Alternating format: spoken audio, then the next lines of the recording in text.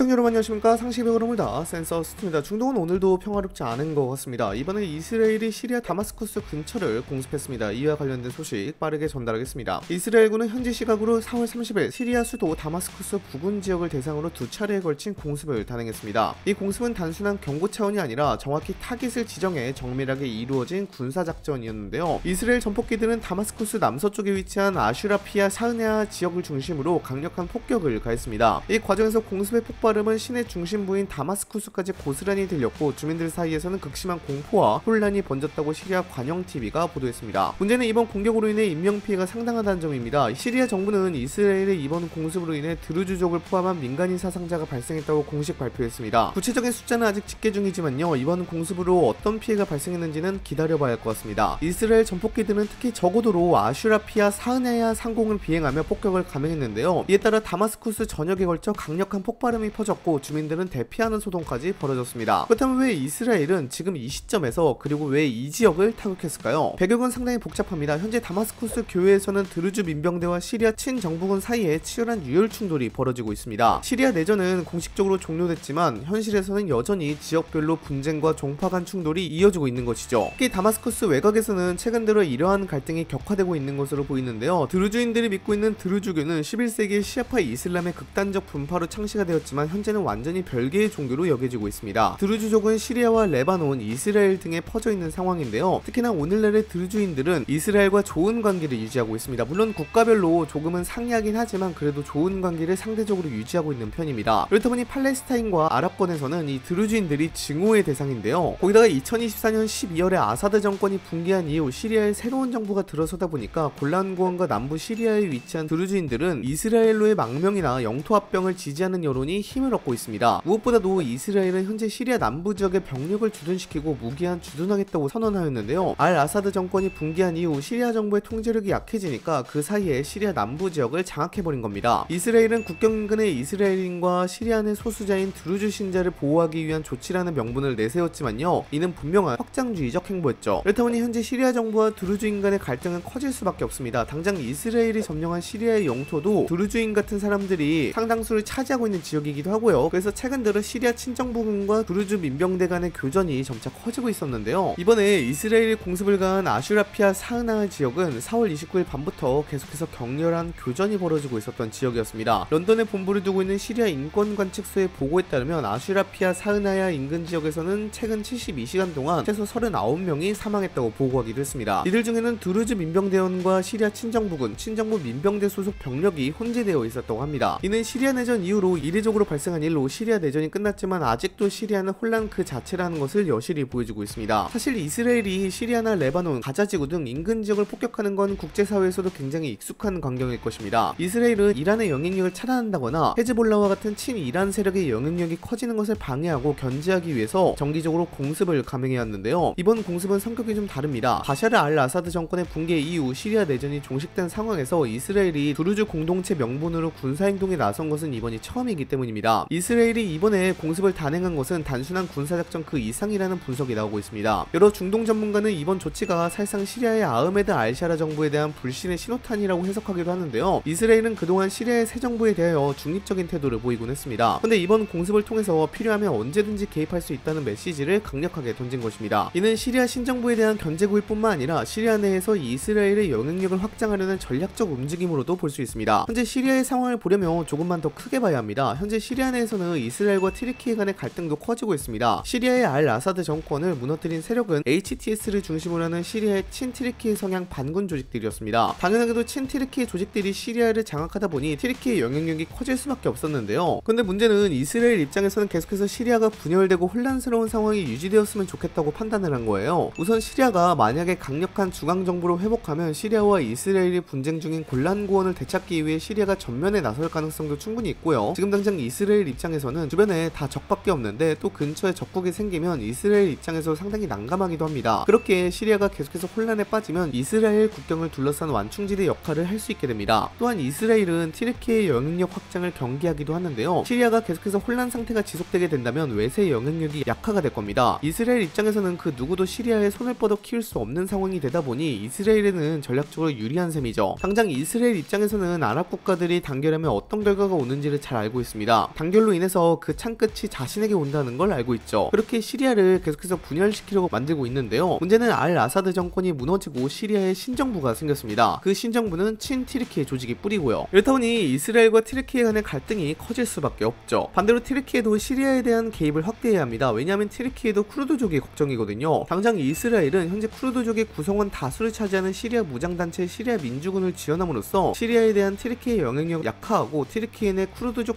분리독립운동을 부추기려 하고 있습니다. 당장 국제분쟁 전문 싱크탱크 국제위기 그룹 소속 전문가인 다린 할라파는 튀르키예는 이스라엘이 자신의 국경 근처에 쿠르드족 소국가를 만들려 한다고 생각을 하고 있다고 말하기도 했습니다. 튀르키예 입장에서는 쿠르드족이 분리 독립을 하면 치명적인 타격인데 절대 용납할 수가 없죠. 마침 시리아 내전도 자신들이 지원한 세력들이 주도해서 끝냈으니까 시리아에 대한 영향력을 확대해서 이스라엘의 이러한 움직임을 사전에 차단해야겠다고 판단을 한 모양입니다. 실제로 튀르키예는 시리아에 대한 영향력도 확대하려는 움직임을 보이고 있는데요. 몇 주 전부터 시리아 내에 있는 여러 군사기지를 조사하면서 튀르키예군을 시리아에 주둔시키려고 하는 움직임을 계속해서 보였습니다. 그런데 이스라엘이 이걸 눈치를 채고 그 군사기지들을 파괴하는 짓을 해버렸거든요. 서로 양측 간의 기싸움이 어마어마하다는 것입니다. 그렇게 이번 공습도 이런 튀르키예와 이스라엘 간의 갈등으로 인해 발생한 것으로 보이는데요. 물론 튀르키예와 이스라엘끼리 전면전을 하지는 않을 겁니다. 일단 튀르키예는 나토 회원국이고 이스라엘은 미국의 중동 최후방 국가인데 직접적인 무력 충돌을 할 리가 없죠. 또 이란이라는 공동의 적도 있어서 갈등은 있어도 어느 선 이상으로 확대되기는 힘들 것으로 보이는데요. 문제는 시리아 내에서 자신이 우위를 차지하려는 모습은 계속될 것 같습니다. 이번에 뉴스가 전달된 다마스쿠스 공습처럼 말이죠. 그렇다면 이번 공습으로 인해서 앞으로 어떤 상황이 전개될까요? 우선 이스라엘은 계속해서 전쟁을 이어나가려고 할 겁니다. 그리고 이 전쟁을 조금씩